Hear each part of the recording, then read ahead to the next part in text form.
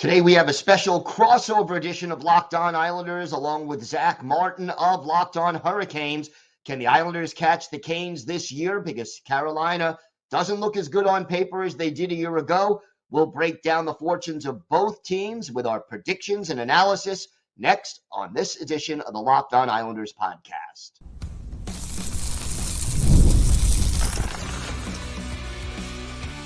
Your Locked On Islanders, your daily podcast on the New York Islanders. Part of the Locked On Podcast Network, your team every day. Gil Martin here, and welcome everybody to the Wednesday edition of the Locked On Islanders podcast, part of the Locked On Podcast Network, your team every day. I want to thank everyone who makes Locked On Islanders your first listen every day. Don't forget to subscribe on YouTube or wherever you get your podcasts, so you never miss an episode. Today's episode is brought to you by Game Time. Just download the Game Time app, create an account, and use code LOCKEDONNHL for $20 off your first purchase. We have a special crossover episode. Without further ado, here is Zach Martin of Locked On Hurricanes joining me for this special crossover with training camp just around the corner. I'm your host, Zach Martin. I'm the credentialed Carolina Hurricanes beat writer over at the Hockey Writers. Also do a weekly column on the Chicago Wolves called Wolves Weekly, which I'll be kicking off here in a couple weeks. I'm the co-host of the Searchcast, which is a weekly Carolina Hurricanes podcast, along with all my duties here at Locked On Hurricanes.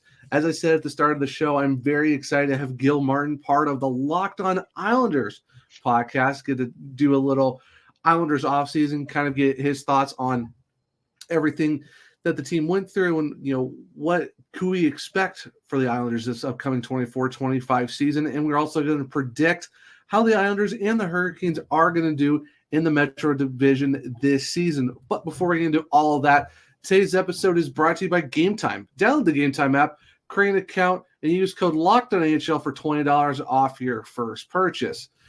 Gil, welcome to the podcast. How are you doing on this night? I am doing well, and thanks for having me. Always fun to do a crossover episode, especially with the training camps opening up so soon. So it's the right time to start thinking about the season ahead. Yes, definitely, for sure. We are luckily less than a week away, because luckily it's Wednesday, and it's right around the corner. You got to get through this weekend, and then now we actually get to talk about actual hockey stuff rather than just speculations.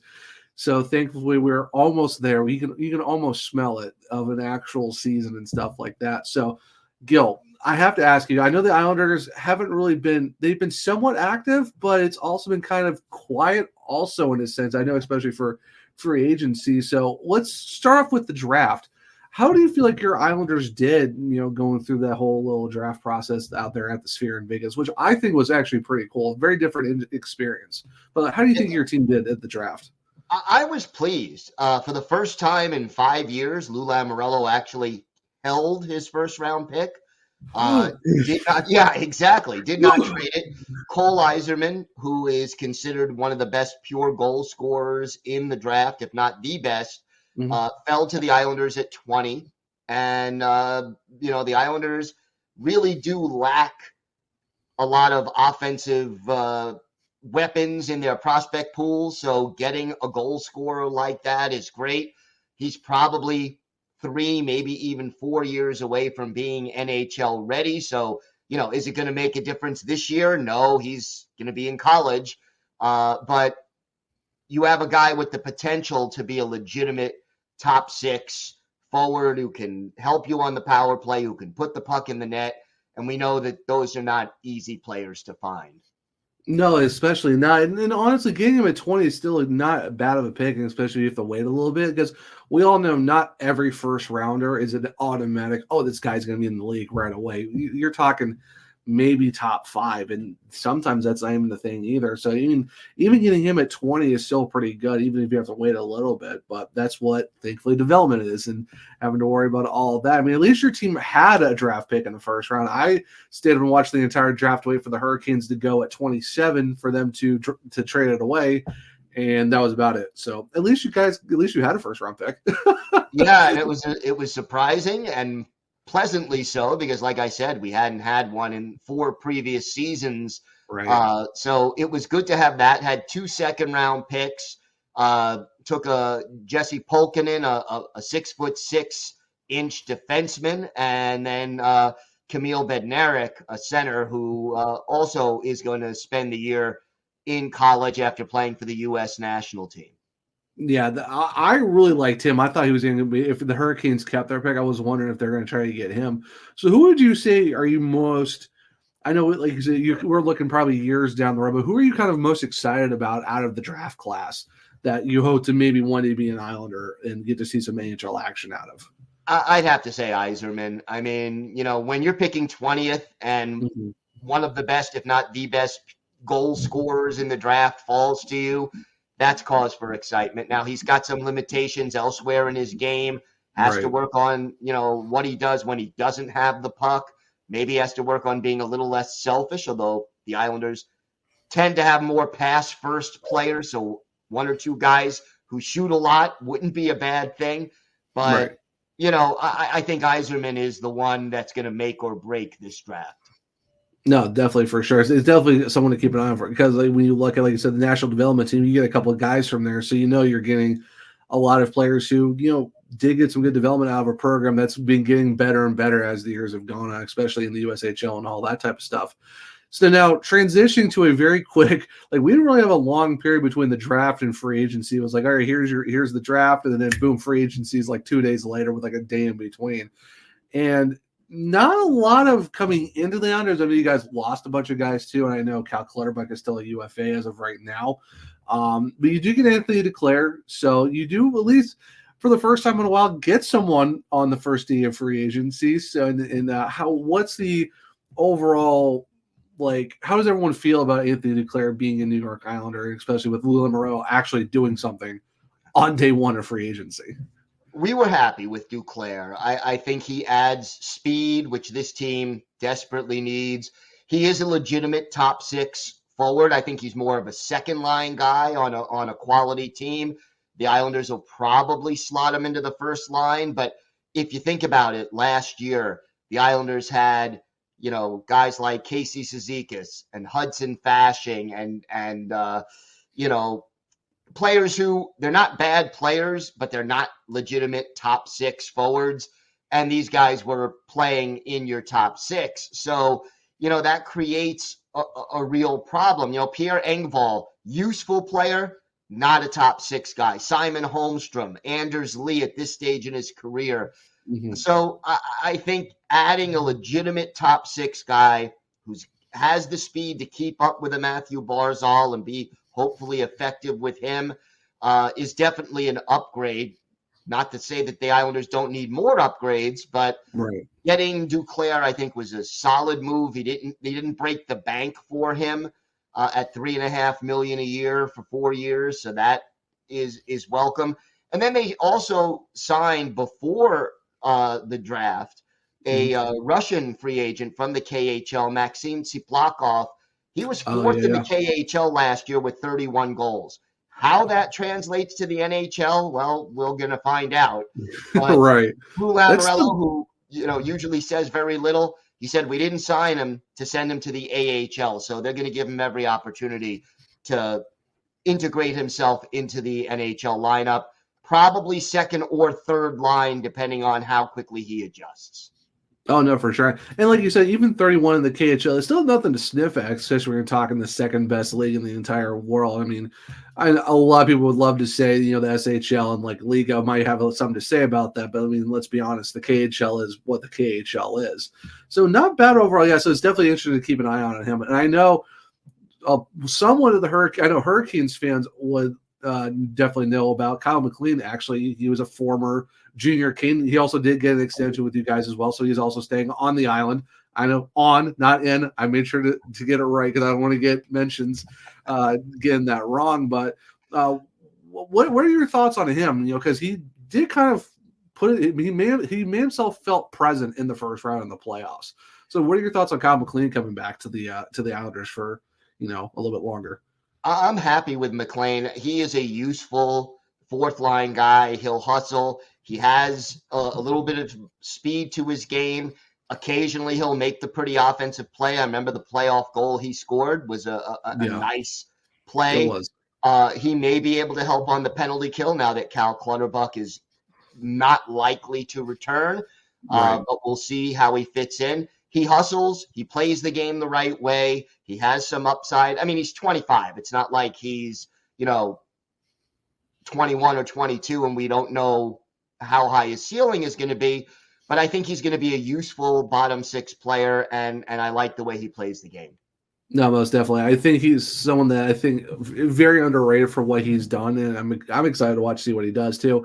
And one quick thing before we go into our first intermission is that I know the AHL Network did their top 20 defensemen. I know a lot of people had some thoughts on that because that tweet got deleted pretty quick. But Noah Dobson did make it to the top 20. I think he was 15, I believe, 15. Because he was 2 spots behind Jacob Slavin and right behind Zach Werenski, which isn't a bad company to be in. So, do you think that Noah Dobson, do you think he should have been a little bit higher, or do you think they kind of somewhat got it right for him? Because I think he's a very underrated guy who should be a little bit higher. I think those 3 should have moved up somewhat in the list myself. But, what are your thoughts on Dobson coming in at 15, being right around that Zach Werenski, Jacob Slavin range of that top 20? Yeah, look, I can nitpick. I mean, if I was doing it, I might have put him 13th or 14th, but I think they basically got it right.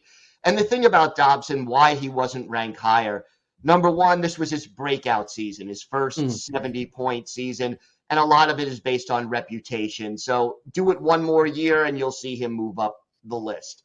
And the other thing is what he does when he doesn't have the puck.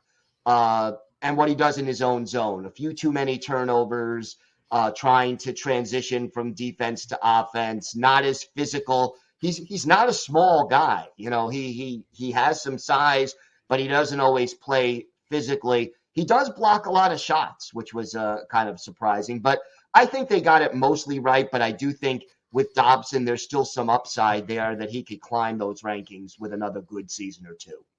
I agree definitely mostly. Yeah, I think that, like I said, he's very underrated. I think those 3 guys together, give him another year. I mean, we all know how good Jacob Slavin is. We all know how good Zach Werenski is. If he gets rid of, minus the injuries, he's really, really good. So I think those 3 guys, should give it another year. We'll see them move up the list for sure.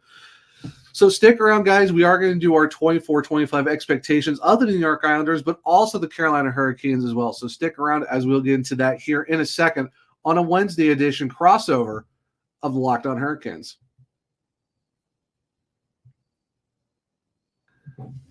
All right, guys, we've talked about Game Time, and Game Time this year has a new feature called Game Time Picks that makes getting tickets for your favorite live events even easier. Game Time Picks filters out the fluff to show you only the incredible deals on great seats so you don't have to waste time searching through thousands of tickets. And for me, I really like the fact that the Game Time Picks does that. And we're not talking just for sports. We're also talking for concerts, comedy theater, and so much more. And there's this thing called their all-in pricing. And if you do this, you have to make sure you click that little feature. So that way, when you do that, you get the all-in pricing feature, which toggles the feature of showing you the total upfront. So there's no surprise fees at checkout. So you know what you're going to be paying for when you're going through the searching for the tickets itself. Now, the thing that I really like about Game Time app is their seat viewfinder, and that's the panoramic view that you get from your seat in the app before you buy. So there's no surprise, awkward angles, obstructive views, none of that. It actually takes the guesswork out of buying tickets for you when you go with Game Time. So make sure to download the Game Time app, create an account, and use code LOCKEDONAHL for $20 off your first purchase. Terms apply. Again, create an account and redeem code LOCKEDONAHL. That's LOCKEDON NHL for $20 off. Download Game Time today. What time is it? Game time.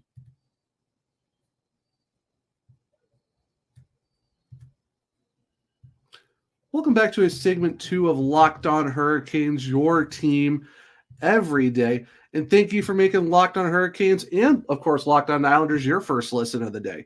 For your second listen, enjoy the Locked On NHL podcast. Locked On NHL provides you with a national perspective on all things NHL each and every day, with national experts and local insight on every team in the league.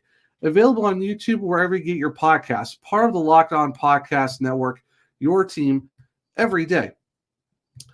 So we talked about the end of segment one. We are going to do our season expectations for the Islanders and the Hurricanes. And of course, we're going to start off with the Islanders first because of Mr. Gil being our guest here for this part of the crossover.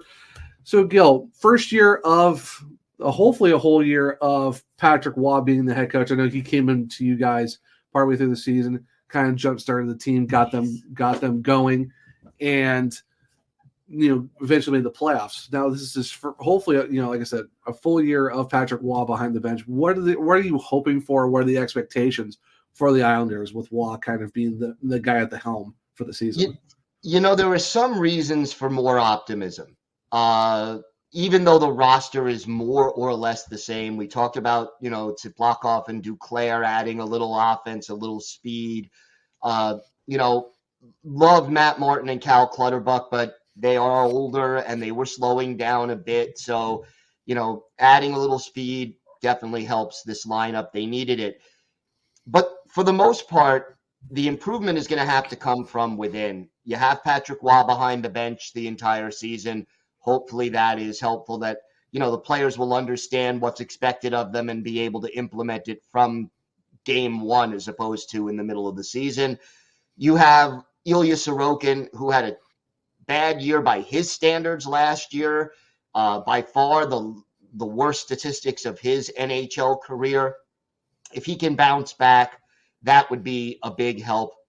And then I think staying healthy on the blue line. Last year, Scott Mayfield got injured in game one, broke his ankle, played 40 games on a broken ankle, wasn't very effective. It really showed.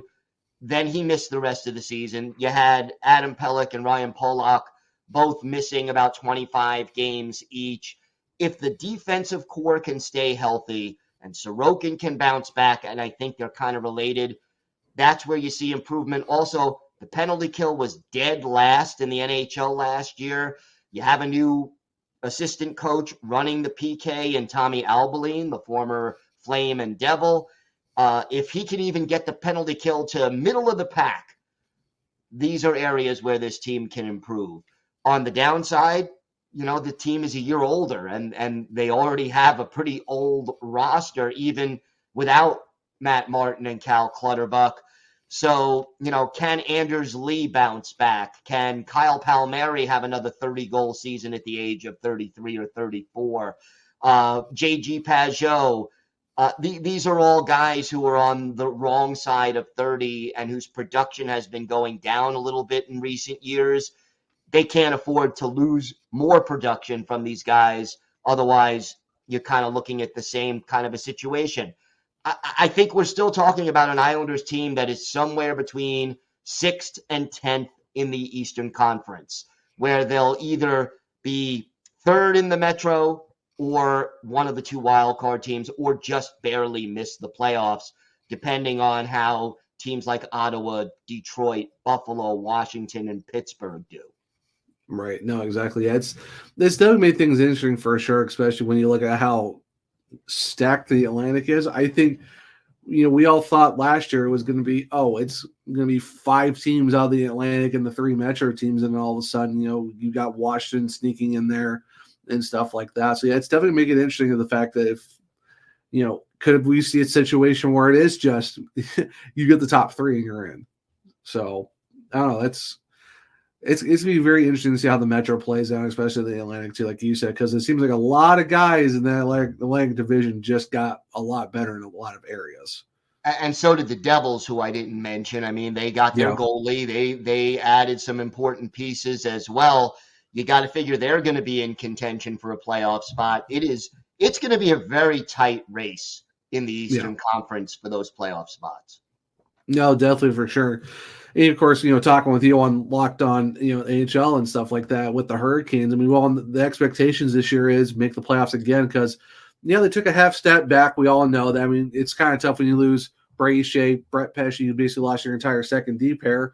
Teuvo Teravainen, top 6 guy. You lose Steph Nason, who was he was bottom 6, but he was your power play specialist in terms of being in the, right in front of the net, getting the greasy goals and stuff like that, and being, a physical presence.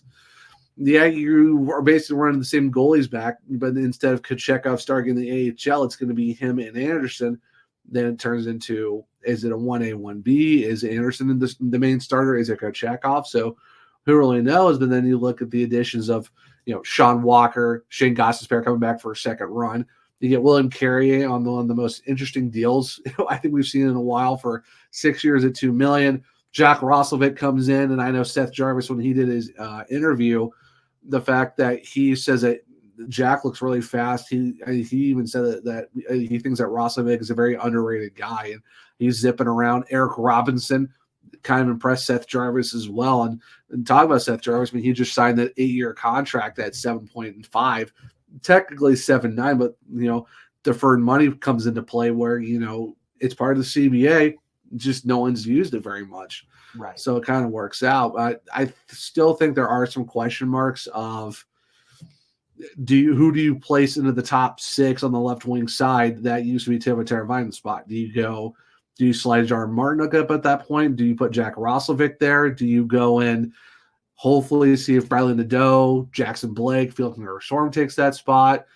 I mentioned on Saturday's show, hey, let's just go offer sheet Nick Robertson, because why not? Let's add a little bit of extra chaos, because he wants out of Toronto. Toronto doesn't want to pay him a lot of money, and the Hurricanes, with some LTIR help, with unfortunately Jesper Foss being out for the whole season due to neck surgery, they could get some LTIR flexibility and just go offer sheet the guy if they really wanted to. So I still think the defense, it does take a little while for people to come in and learn the Hurricanes defensive system. But Tim Gleason's been there for a while as the assistant coach running the defense. He's really good. Rod Brind'Amour signed a 5-year extension. His whole staff got 1 or 2 years. And, luckily for Shane Gostisbehere, he's been part of the system. Now he's going to have to unlearn what he did in Detroit for a year, but luckily, he's a little bit ahead of the curve. It might take Sean Walker a little bit, but you got him locked up for 5 years at a really good 3.6. And then even after this season, you still got Walker, Gostisbehere, Chatfield, and Slavin all locked up for at least 2 more seasons, because I know a couple of those guys got 3-year deals. Slavin's new 8-year deal kicks in next year. So I think the defense for the most part is going to be good. Goaltending, as long as Anderson stays healthy and Kochetkov kind of continues the run that he's been on recently, I think the big question mark right now is, how's the offense going to be? That's kind of the main thing, where I still think the Hurricanes are going to make the playoffs. Are we talking 3 points off the President's Trophy? It remains to be seen. Of course, we all thought some other teams were going to play a lot better last year that didn't, and there was teams last year, Philadelphia Flyers, who kind of just played above their heads and kind of just made things interesting. So I still think they're going to make the playoffs. It's just where exactly in the Metro. I think the worst you're talking is a wild card spot, but I think it's like wild card 1 more than 8. I don't think they're going to be like in a dogfight for the second spot for the wild card. But right. But like, for example, the last couple of years at least, you knew it was like Carolina and the Rangers were up here and the rest of the division was in the next category, depending on which year. Do you still think the Hurricanes are, first or second place material this year, or do you think they're more likely to be in that third place or wild card hunt? I'm gonna go optimistically, and I still say that they are that second team in the Metro. But I will throw this butt in because I'm trying to also stay on bias. The New Jersey Devils, like you said, Gil, they got a heck of a lot better. If all those guys that stay, they lost Jack Hughes for a while. Nico Hischier got hurt. Dawson Mercer didn't play like how he was supposed to. Dougie Hamilton missed almost the entire year. Goaltending was the biggest question mark, and now, like you said, you get Jacob Markstrom. Jake Allen is no slouch either. He is pretty good backup goalie. So you got your tandem right now, and as long as all those guys stay healthy, they could really make things interesting where they could fight for the second spot. So optimistically, I still think the Hurricanes are a number 2 team or at least in the top 2 in the Metro. But the Devils could say something different, and where the Hurricanes could slip to a 3. Past that, it's a total wild card, because like you said with the Islanders, they could make it or they could fall off just because of the fact they're older. Pittsburgh, I think they did some moves, but I'm not really still sold on what Pittsburgh can do. The Capitals, yeah, you go and you get PLD, but that's PLD's fourth team. Like how many seasons now? You bring some guys back, but how Logan Thompson, what can he do? So we're gonna find out. Yeah, I still think they're a top 3 team for sure. I will let this say second, but New Jersey's gonna make it interesting, and then I think it's just what's 4, 5, and 6 going to say about that. So, yeah, but expectations, playoffs, where? I guess we'll see. All right, so that is our season expectations, but we are going to do our predictions where we think the Islanders and the Hurricanes are going to finish this upcoming season for the Metro. So stick around here in a second as we talk about that on a Wednesday crossover edition of Locked On Hurricanes.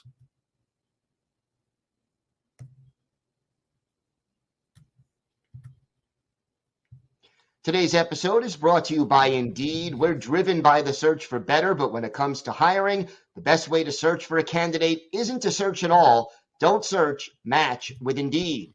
If you need to hire, you need Indeed. Indeed is your matching and hiring platform with over 350 million global monthly visitors, according to Indeed data, and a matching engine that helps you find quality candidates fast. Ditch the busy work. Use Indeed for scheduling, screening, and messaging so you can connect with candidates faster. Join more than 3.5 million businesses worldwide that use Indeed to hire great talent fast. And listeners of this show will get a $75 sponsored job credit to get your jobs more visibility at Indeed.com/locked-on. Just go to Indeed.com/locked-on right now and support our shows by saying you heard about Indeed on this podcast. Indeed.com/locked-on. Terms and conditions apply. Need to hire? You need Indeed.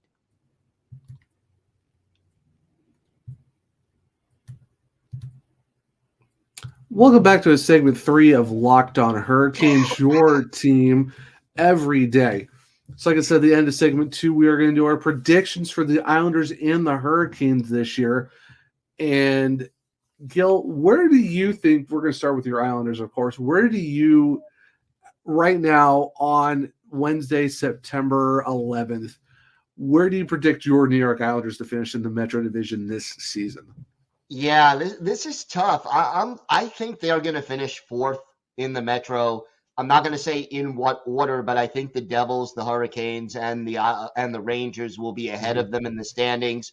And then it'll be a close race with the Capitals and the Penguins for 4th, 5th, and 6th. So, could it be better? Yeah, a few things would have to break right. I think health being the biggest one, but it could also, the bottom could also fall out if the wrong players get hurt. You lose Ilya Sorokin for an extended period of time. You're talking about a whole different situation. Yeah. So, I think the Islanders will still be right where they've been the last 4 or 5 years. They're either just going to make or just going to miss the playoffs. No, I definitely agree with that. I know we all saw last year how they got 3rd place just because of the fact that the Flyers all just fell off the cliff, and the Islanders caught them at the right time when they got hot, and that's something that, I said it last year. I'm like, man, don't sleep on the Islanders. Yeah, they might be a quote unquote boring team, which they're really not. It's just they play a different style of hockey, but never count them out though. So yeah, I agree with you. I still think I agree. I don't think I don't have a necessary like who's the top 3 going to beat in necessarily, but I think the Islanders are going to get 4th as well, and I do think that I think they get in on a wild card spot. So I do still believe that, yes, they are a year older, but it's still the Islanders, and they always find a way to make the playoffs regardless. I just don't think the Capitals and the Penguins did enough to move the needle to take that 4 spot. They could, like you said, if the bottom falls out, then we're talking a different story. But like if the team stays remotely healthy and just stay ahead of those other 2 teams, I think they're going to be fine to make the playoffs, because the Atlantic, while they are stacked, is going to be also interesting. But I do feel like the Islanders are a 4th team in the Metro while still making the playoffs in somewhat form of a wild card spot. So, and how about the Hurricanes? Where do you see them finishing, and why? That's the thing too, because like just I don't know about the extent to your Islanders, but I think for the Hurricanes it's all depending on, does Anderson stay healthy? Because yes, you have Spencer Martin starting in the AHL. He did pretty good for the 5 games that he did play for the Hurricanes. Pyotr Chekhov played a lot of games last year. I think he played 40. He played 42, started 40, and did really well doing the yeoman's work for the Hurricanes at that point. Defense wise, and you like I said, you lose your whole second pair, but you still get good guys in Walker and Gostisbehere. Of course, Gostisbehere is more offensive, but Walker does give you that nice little two-way with a more defensive side to his game. It's just going to come down to depth scoring for the offense because like you do lose Steph Nason. Likely you bring back Jack Drury. What's William Carrier going to do? What's Jack Roslovic going to do? You've got to hope that Kotkaniemi turns it around because 27 points for a $4.8 million guy and who lost the second line center spot in the playoffs.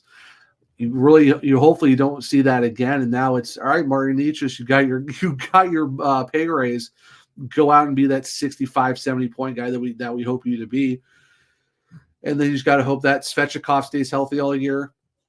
And that Aho and Jarvis continue what they did last year, where they absolutely went off and were one of the most lethal lines before and after they got Jake Gensel. So for me, we all know the Hurricanes are going to make the playoffs. I do have them finishing. I have them finishing second, but it's going to be very close where I could see them at the worst finishing third, just because maybe if New Jersey stays healthy and their situation all works out. I don't think the Hurricanes are going to hit a wild card spot unless like for you guys, if the bottom completely falls out and they just struggle with scoring or goaltending health and stuff like that. So I would say at the worst third, but I still feel optimistic for a second spot for the Hurricanes. How do you feel about Carolina coming into the season? I'm with you. I think they will take a step back, 3 points away from the President's Trophy. I don't think they're still there right now. But I also think that the Devils are going to take a little time to gel. They've got a lot of new pieces coming in. I think Carolina will edge out New Jersey for that second place spot in the Metro. But it may go down to like the last game or two. And, I think New Jersey will be kind of on their heels as the season winds down and they start playing better hockey. Yeah, no, totally agree. Yeah, it's as of right now, it's the one spot. It looks like it might be running it back again. Of course, we don't know how far ahead there might be running it back. It could be a different team winning the Presidents, but yeah, I think that second, third spot it's going to be what we saw for the President's Trophy, where it came down to like 2 games left and the Rangers just got it by. They won out their games. But yeah, with the Hurricanes and Devils, I could definitely see it being a 2-3 games left in the year. All right, if this team wins, it's done. If this team loses, it's done, or however the scenarios play out. So yeah, I definitely agree with that. It's just one of those things where, all right, you got to hope that you have enough points by the end of the season and you kind of clinch it with a couple games left and just be on your merry way. Because either way, you're going to face each other. Right. It's just who gets home ice advantage first at that point. It's all it really comes down to. So, and I got to say, it would be nice from an Islanders perspective to face a different team in the playoffs this year if we get there. Yeah, I kind of agree. Like, I know we've beaten you guys the last couple times, which I'm like, it's nice, but I'm also like, can I see someone else, please? Like, I don't mind playing you guys, but can we have like a different dance partner for at least the first round? It'd be more entertaining. I agree. You know what, though? Nino Niederreiter and Sebastian Aho both said it would be nice to go back to the 1-8, and I don't blame them because that actually was more organic. It actually made it more interesting instead of, let's just force rivalries in the playoffs. And you're kind of like, okay, cool. It's the same matchups every year, and it's all right. So, yeah, it'll definitely be nice to face a different dance partner for sure. I know for you guys, it'll be interesting. Either it'll be the Rangers or whoever's the other coming out of the Atlantic. So either way, you guys should have a fun time for sure for that first, or at least you won't be seeing us hopefully this time, but I guess we'll see. We'll see. But that will wrap up this episode. Thank you for making Locked On Hurricanes your first listen today. Now go check out Locked On AHL podcast, where the season never ends, providing national expertise with a local perspective. You can find the link to Locked On AHL in the description, so you don't need to search. part of the Locked On Podcast Network, your team every day. And make sure to go check out the Monday and the Friday editions, most definitely, because Mr. Gil Martin is the host / co-host of those 2 days. So if you need to kind of start your week and end your week, definitely recommend Mondays and Fridays at least. But Gil, thank you so much for doing this crossover. It's always fun talking to you about hockey. So where can people find you and your podcast in case they want to keep up with the Islanders, just to get your perspective on your team? Well, Locked On Islanders, wherever you get podcasts, wherever you get Locked On Hurricanes, you'll find Locked On Islanders, YouTube, all the usual podcast audio broadcasters. You can follow the podcast on X at Locked On Isles, and you can follow me on X at Ice Wars NYR VSNYI. Thank you for making Locked On Islanders your first listen today. Now go check out the Locked On NHL podcast, where the season never ends, providing national expertise with a local perspective. You can find the link to Locked On NHL in the show description, so you don't need to search. Part of the Locked On Podcast Network, your team every day. We'll be back on Friday with a show. Hopefully we'll have some updates on the Ilya Sorokin situation. I want to thank my good friend, Zach Martin from Locked On Hurricanes, for doing this special crossover episode. Have a great day, everybody. Stay safe. And of course, let's go Islanders.